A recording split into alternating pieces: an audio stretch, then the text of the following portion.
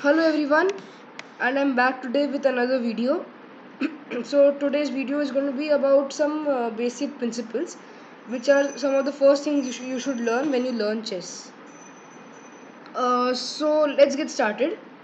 As and today I'll also be teaching you some of the basic controls of chess.com, just because it's an amazing website and I personally struggled a lot when I first started with it, so I don't want any of you to face the same. As a result, I'm going to be showing you some basic controls every day. So today also I'll be doing some of that. So let's start with our first basic principle. So the first basic principle is about central control. So this is a normal chessboard, like before the game actually starts. So sorry about that. I'll just tell you how what I mean by central control. So now when the game starts, you already remember. I hope you remember the rules which you learned last time in the last video. If you haven't, please go ahead and watch that. I'll link it in the description. It'll be the first thing you see. So central control. Now this in such a big chessboard, there are some central squares, right? Obviously, these are the central squares. Yeah. So what central control means is that you have to control these central squares. Now what does control mean? Does control mean I have to get one of my pieces here like this? Is this central control? No, this is not central control, because obviously this is a blunder first of all, because the queen can easily take the bishop and there's nothing protecting it. But this central control basically means you are controlling the center with a piece of yours. Wait, I'll just set this up properly.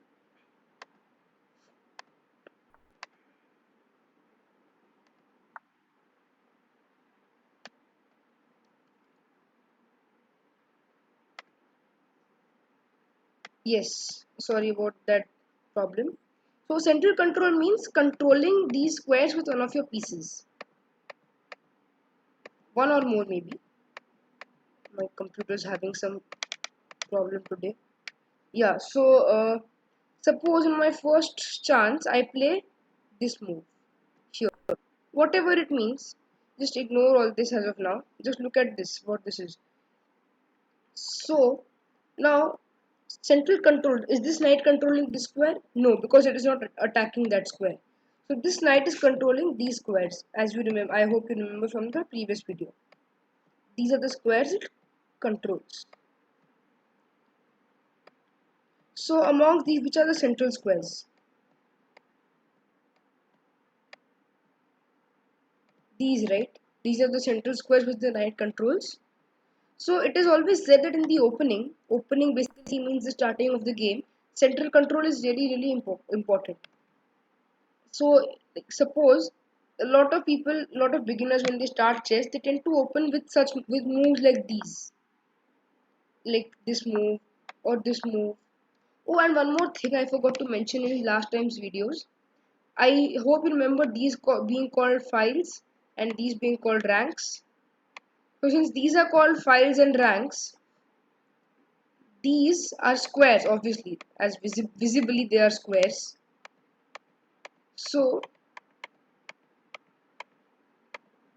how do you name a square? So you look at the letter coordinate. Suppose let's take this square.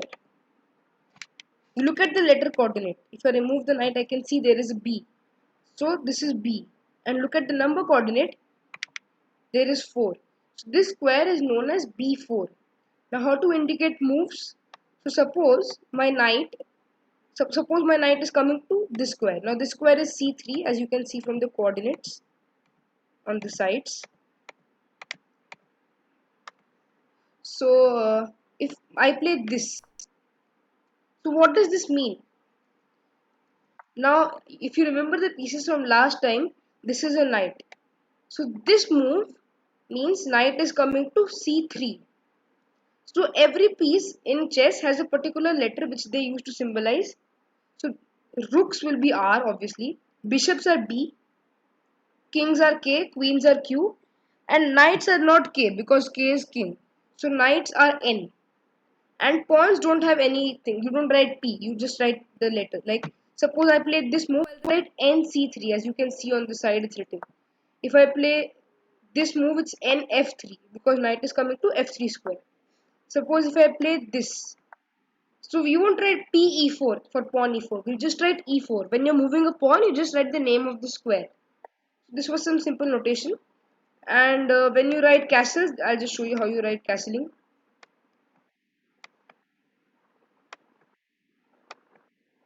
So this is how you write a short castle. Short castle means towards the closer rook, 0 0. And long castle you write 0 0 0, three zeros basically. So that was the basic notations, really important to know. So you must memorize all of this. So central control. So when this knight comes here, it's controlling this central squares. So this is a good opening move, but often played by beginners, the this or this h4 a4, these are not good moves because they do not control the center. So central control is a really important move, is a really important aspect. Like you must control the center. That is a big plus point.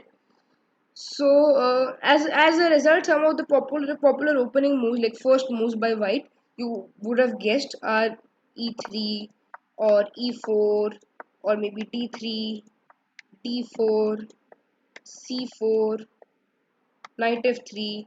These are some of the popular opening moves which are played by white due to the central control availability. Similarly, as black also, you should try to get central control. So if white plays e4, black can play say knight f6 or c5 or e6 or even c6, d6, e5. e5 is the most popular move which is played here. Just showing you some of the basic opening moves. So this was like the first basic principle, central control. Next is piece development. So I'll just show you a like basic idea. Suppose if I just play this, and let's look at it from black's point of view. White is just moving pawns and black is getting out all his pieces.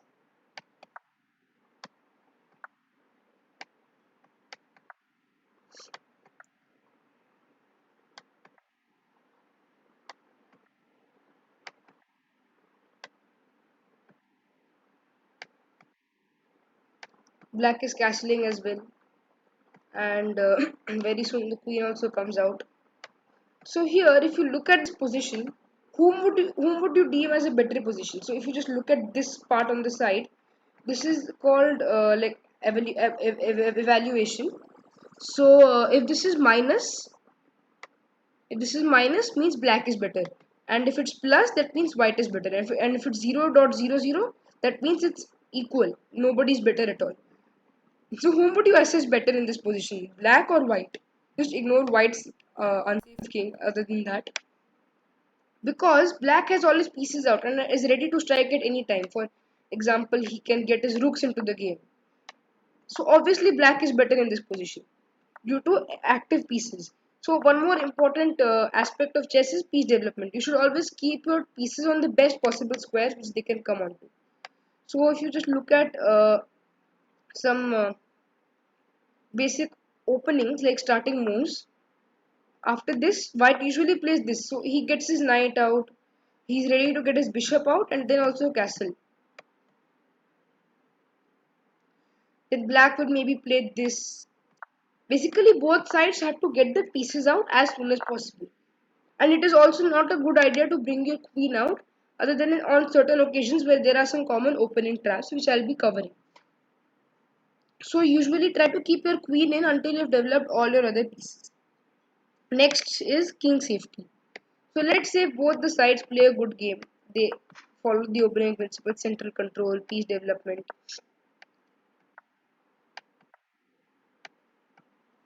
I'll just play a few moves and I'll explain to you what I actually mean.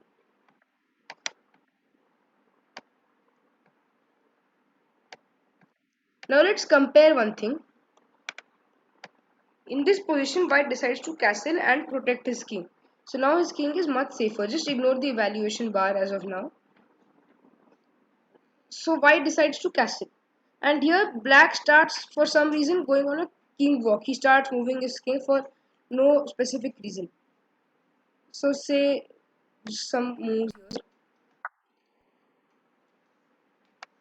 and here black for some reason plays this, which is a horrible move. As you can see, white's evaluation just went extremely up. So white can come here and basically hunt down the king, and the king will not be safe. The king also wastes quite a few moves like doing this. So then you go for this. One more thing you must notice, in this position the knight cannot capture the knight, because if it does, okay, the computer won't allow me to, because if it does, then the bishop is checking the king, so that is not allowed. So king has to move somewhere. Suppose he chooses an even worse option by going there. Yeah, white decide to trade.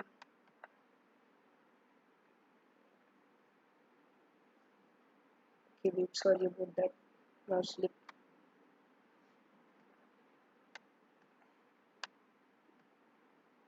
Just decides to come here, and this is checkmate. So what did black do wrong in this game? He developed his pieces, he got central control, where he didn't take care of his king. So the third principle which I am going to explain to you today is called king safety. So one of the most obvious ways to safeon your king is just by castling. But remember, castling is always not the best way to get your king to safety. Like, let me show you a position where castling is actually a really bad move, and you must know. Yeah, just showing you a simple position, quite basic.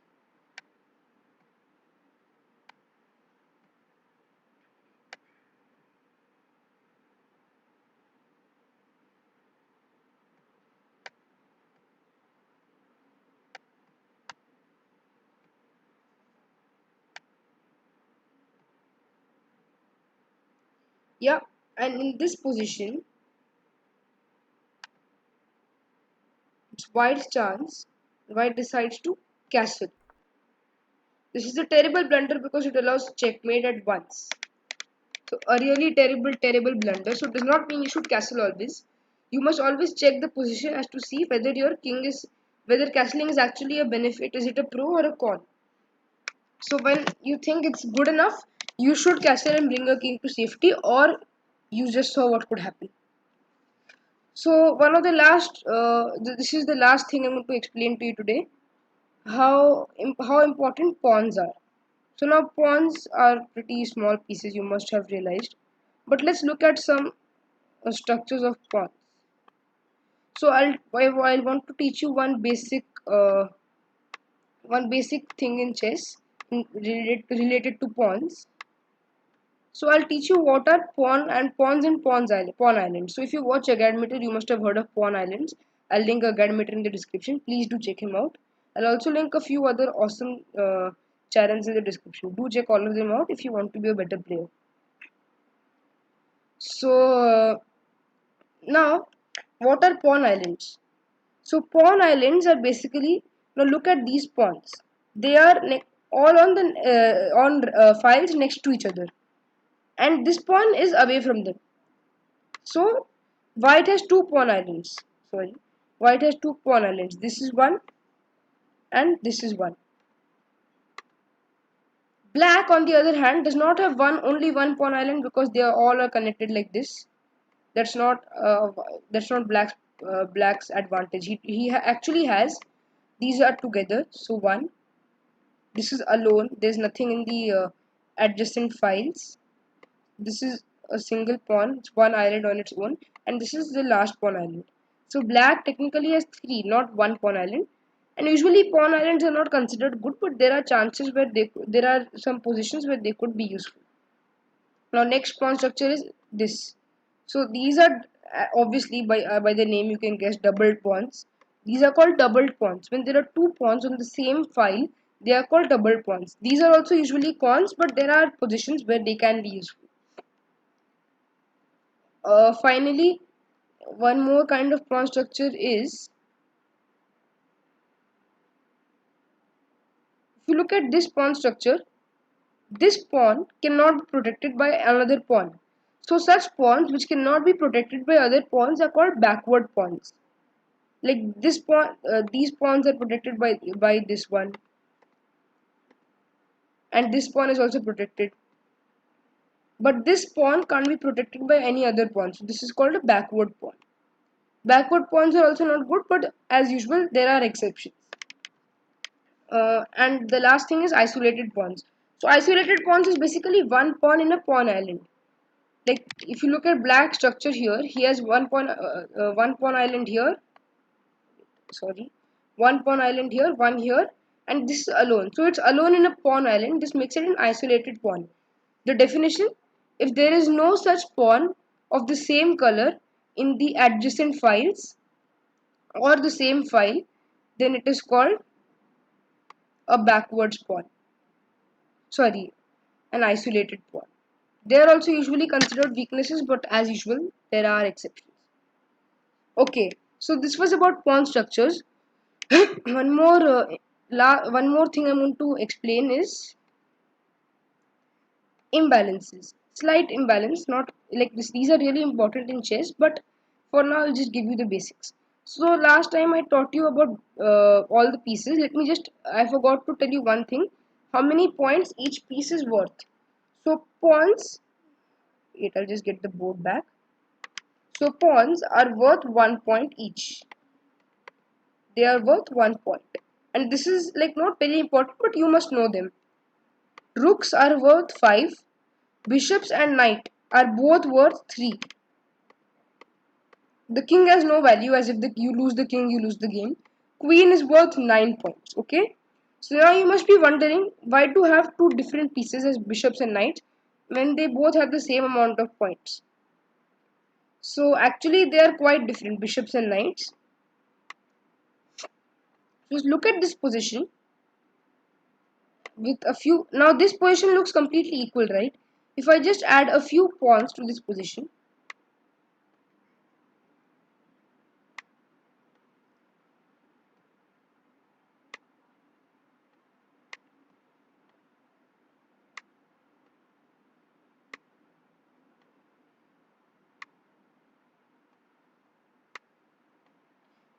so now just look at this position.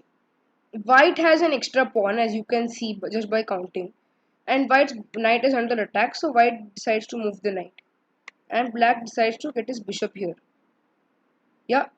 So now, despite white having extra material, his bishop is totally crammed up because he cannot go anywhere. He's blocked by his own pawns. There's complete hole. So there's no way this bishop can do anything. This bishop, whereas it's a monster, this guy is like really weak. So that is the basic difference between bishop and knight, and I'll emphasize upon this as we go ahead with our lessons. So now lastly, as I said in the beginning, I'm going to teach you some chess.com features. So let me teach you. So chess.com is an amazing website, and when I actually started like using it, I faced quite a few difficulties. So I don't want you to face the same. And as a result, every day I'm going to teach you some things about how to use chess.com. So today I'll be teaching the basic thing, how to play. So when you open chess.com, I'll just log out and show you the whole thing.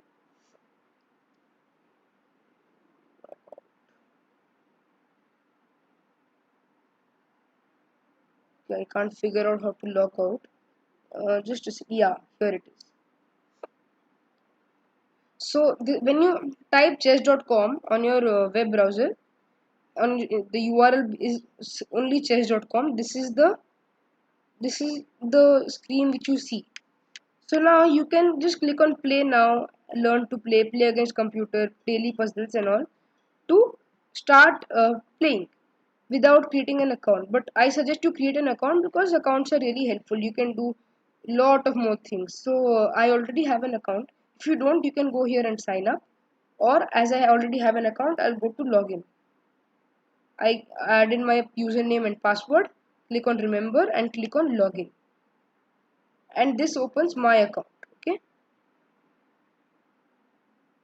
so now the first thing you want to do is basically play. That is why you actually join chess.com. You want to play chess. So I'll teach you how to play. You go here. So there are a few icons here. So if I expand, I'll see the names. You go to the play icon and you click on new game. Okay, and then here you can select your time control. So you can play 5 minutes per side, you can play 3 minutes per side, 1 minute per side, 5 minutes 5 seconds increment, 3 minutes 2 second increment, and you can also customize your time. So suppose I choose 10 minutes, and chess.com has a few chess variants which I'll be going ahead later, not today. So this is just how to play a basic game. Okay, I choose 10 minutes and I choose standard, and then here I can create a challenge link or play that. So you instead of confusing yourself, just click on play. So you can also choose rated or unrated depending on if you want to play for online rating or not. So when you join chess.com, they'll give you online rating by default, and you can enter whatever you can't enter actually. They'll give you an online rating by default, and then to play with your online rating you have to click on rated, or you can also play unrated. So for the purposes of today, I'll just play unrated and click on play. Yeah, so chess.com will automatically redirect me and start searching, and I already got a game. It's against so and so person who has so and so rating. He is from this country. So now you can offer draws here. You can abort your game if you have some other commitments. You can play your moves. Okay, like just play. Yeah, and some moves. And now I'll just resign because this is. I just wanted to show you how to play this game. So this there was the resign button. You can ask for rematches. You can play new 10-minute games, and that's it. So this is how you play a basic game on chess.com. And that's it for today's video. So I'll see you next week again on Monday, and I'll probably come back with some openings or something. So till then, do check out the link which I put in the description down below. Thank you for watching. Be safe.